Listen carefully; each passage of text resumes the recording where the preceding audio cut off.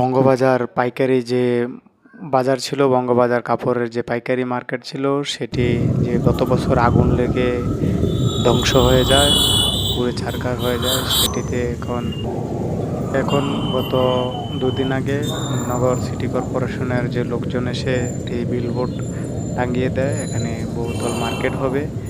মার্কেটের জন্য এখানে যে বোল্ডোজার দিয়ে যে অস্থায়ী যে দোকানপাট ছিল সেগুলো ঘুরিয়ে দেওয়া হয়। এখন এখানে যারা দোকানপাট ছিল তাদের অনেক মাল সাবানা, অনেক মালপত্র চুরি হয়ে যায়।